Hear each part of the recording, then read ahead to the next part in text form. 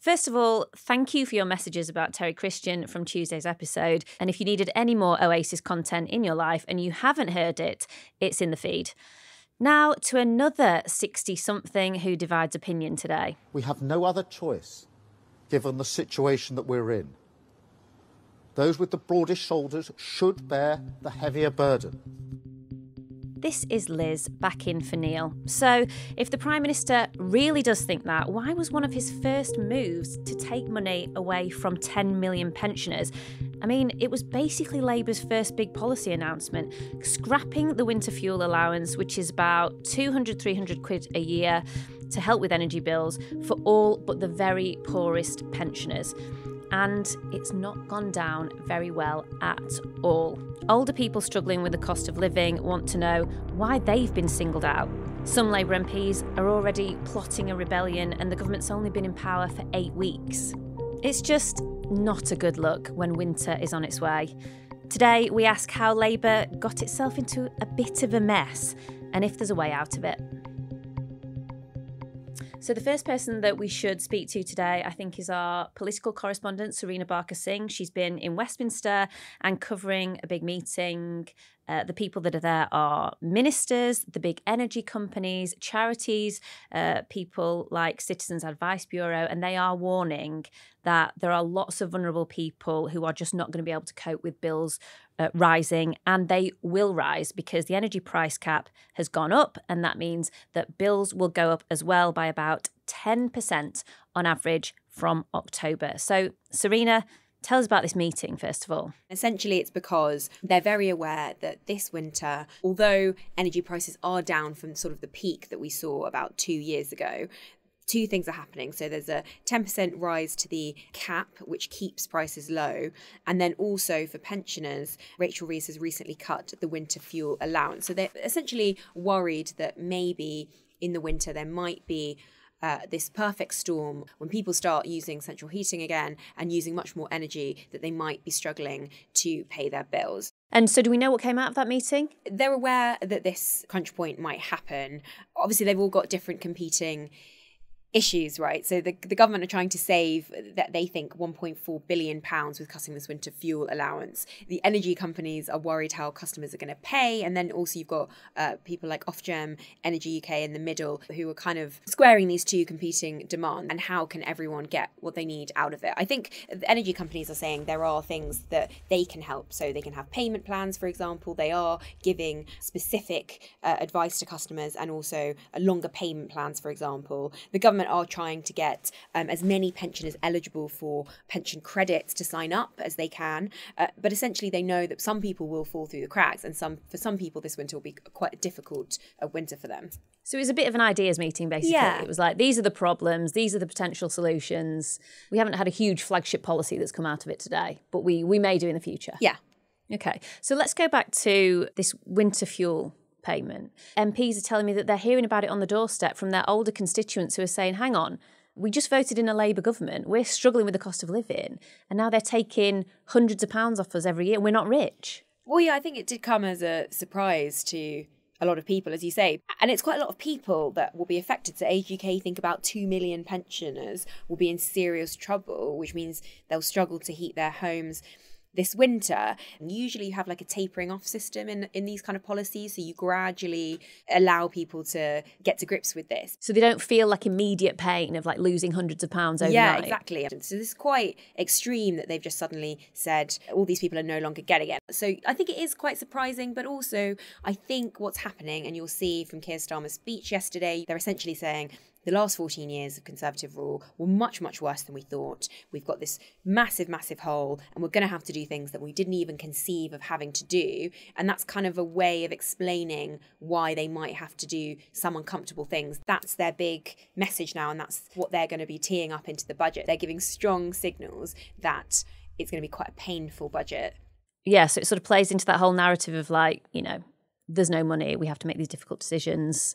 But then also there are rumours that they have actually done internal polling on this, and it says that there's kind of broad support even among older voters and older pensioners that this is a necessary policy at this time. So they've sort of tested the waters on this and they think they probably might get away with it. Give me an idea, though, of the Labour Party now has a massive majority. They've got loads and loads of new MPs that have come in a general election, which was a huge victory. Most of them will be loyal to Keir Starmer and Rachel Reeves. Some Labour MPs are really annoyed about it. They might try to force a rebellion. They might do something in Parliament. Is there any real danger to the Labour Party because they've got this big majority? Does that give them basically a cushion and they don't have to worry about rebellions? Well, there's a couple of things. The Conservatives have tabled an early day motion. If it does get selected, then that could be a way for Labour MPs who don't like this to rebel. The Green Party are also against it. So you could have this broad church, I guess, of opposition towards it. You're right in terms of votes, that they do have a massive majority. There isn't really jeopardy in terms of getting stuff through at this early stage. But I think it might become one of these things that is a moral issue, right? So we saw it over the 2-child benefit cap. You did see some Labour MPs go against the whip, and they did actually lose the whip as a result. But I think it's not a great look for the Labour Party to be kicking MPs out of their party for voting on issues that historically Labour have been fighting for. And I think we also should be alive to the idea that these are choices that, although we don't have money to do everything, they've chosen these specific policies of where to cut. Okay.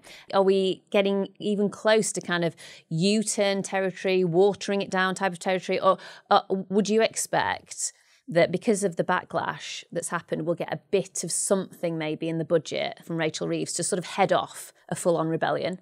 Yeah, potentially. The opposition is coming from a lot of angles. So I think I saw Martin Lewis, the consumer god, essentially. You never want to be on the wrong side of Martin Well, exactly. Lewis. He's kind of touches kind of public opinion in a way that politicians can't sometimes. And he says they need to rethink the criteria, that it's too narrow, that this, the lack of tapering is a bigger issue. And he also says he's going to go meet Rachel Reeves and trying to convince her on that point. So I think the opposition is coming from a lot of different angles, and lots of people are giving Rachel Reeves different options to this policy. So yeah, if we can talk about it in terms of watering down, but changing it or tweaking it so that it's not this very, very narrow scope of people who are still eligible for the winter fuel payments, I think we could definitely see a potential change in that.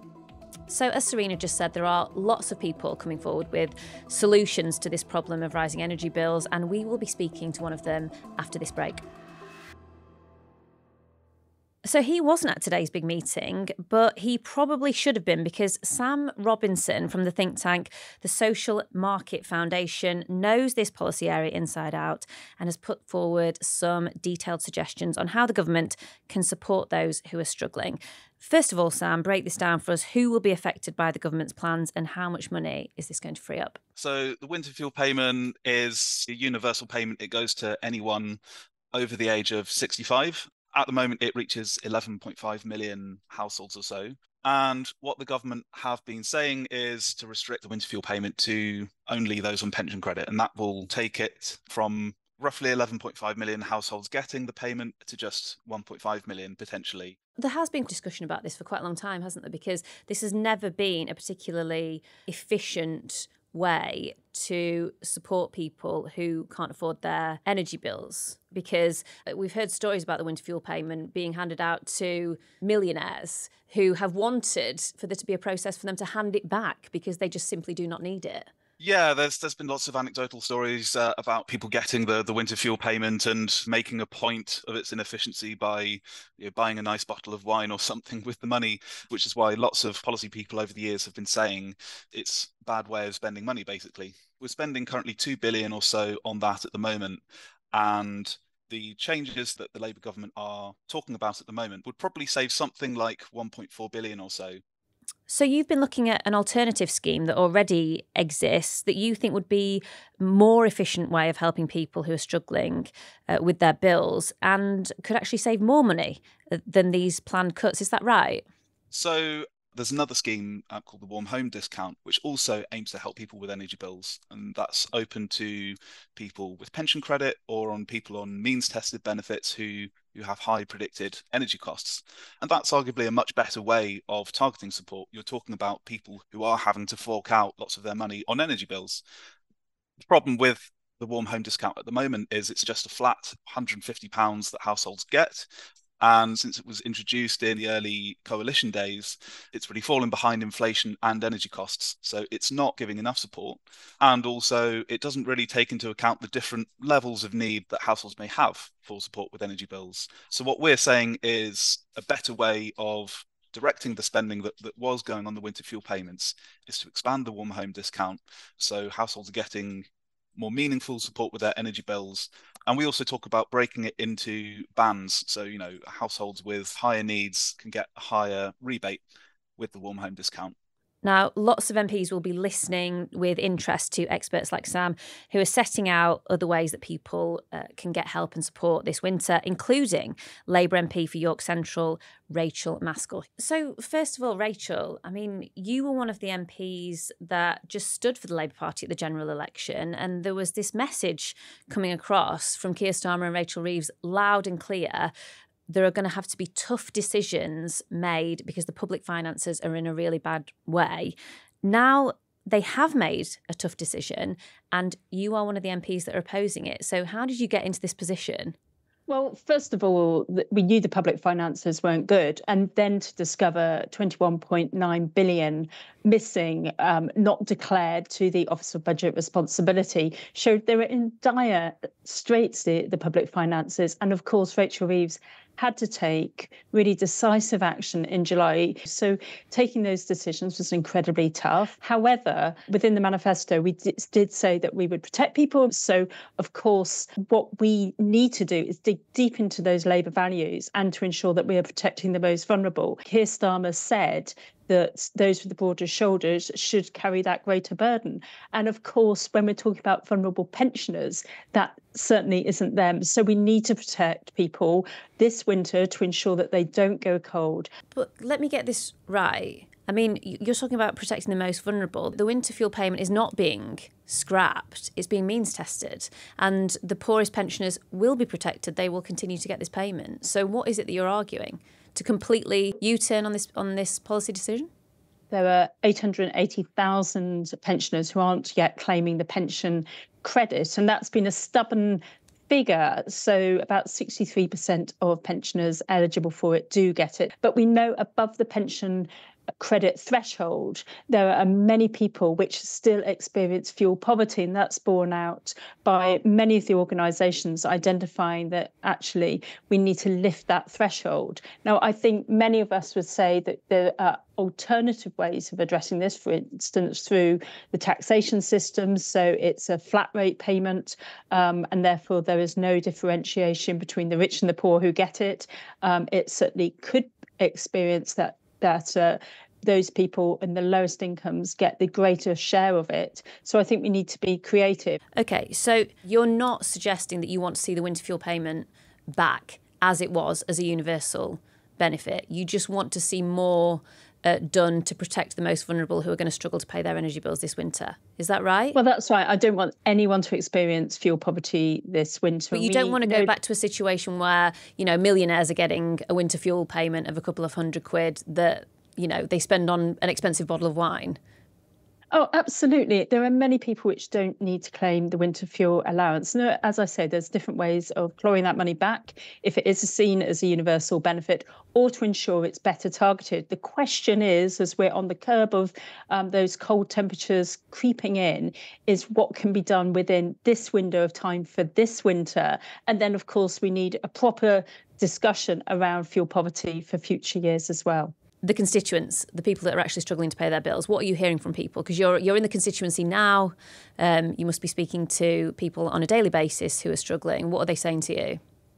They're the hardest emails to read and letters to read when they're from constituents who are literally writing their budgets in front of me and telling me how they can't afford to pay their energy bills. So people write to you and say, this is how much money I spend on my heating, this is what I spend on food, and you have to read through that and think, God, they've got no wiggle room there. Absolutely. And it is really heart-rending because they literally are making the hardest budgetary decisions of anybody at all. Because we know from the research from the regulator that there's about 11 million people who have had to make difficult choices to pay their energy bills. It's going to be even harder, not least because the energy price cap has also risen in the last week, meaning from the 1st of October, the average household energy bill will go up by £149 a year. So people are experiencing a real squeeze. That's dangerous. And last year, the End Fuel Poverty Coalition highlights that nearly 5,000 people died because of the cold in our country. What kind of society is that allows for that? And of course, the cold does prey on older people because it's very hard to attain your body temperature when you're old. And as a result of that, you are likely to have higher fuel costs. And that's ultimately why Gordon Brown introduced the winter fuel payment when he was the Chancellor, because he didn't want to see older people suffer from the cold anymore. And we've got to make sure that we continue in that spirit. Many of the people that you speak to that are struggling to pay their bills, they will have just voted Labour. They must be a bit disappointed that this is the first policy that we've seen from this government, right? Disappointment doesn't really describe how people are feeling. They're feeling frightened because they're just trying to make the sums work out and they can't. And Labour, deep in our roots, is about addressing the inequality in our society, ensuring people have got sufficiency in their budgets to pay for essentials. Heating is an essential and it will keep people from the doors of the NHS if people are able to heat their homes. So we have got to make an intervention. And I'm sure Rachel Reeves will be thinking very hard at the moment about how she can secure people this winter so that they are safe from fuel deprivation. And are you and your colleagues a bit disappointed? You were knocking on doors saying vote for Keir Starmer, vote for a Labour government, and now you have to kind of defend this policy. It's not a good place to be, is it? When you're on the left. I've heard from my colleagues across the country, and they're deeply concerned about their constituents too. So this is a broad concern which colleagues are sharing. And aside from more help from government, which is what we tend to talk about in politics, what about the big energy companies and the profits that they make and the incredible salaries that they pay themselves and the dividends and all of that? Would you like to see the government be much, much tougher on that? Well, you're right. It's because we know that the energy producers make tens of billions of pounds in profit. And if we are talking about those with the broader shoulders, they absolutely need to make a greater contribution. They're not staring at their pennies and wondering how on earth they're going to pay their bills. They're absolutely raking it in on the back of the poor, as well as all of us. So they have got to make their contribution. That's why I've called for social tariffs so that the energy companies make their contribution. The producers, not just the retail side of it, make their contribution to protect those most vulnerable and ensure that people can afford their heating this winter. Thank you for listening today. You can always email us at skynewsdaily@sky.uk. I'm Liz Bates and I'll be back again tomorrow. I'll see you then.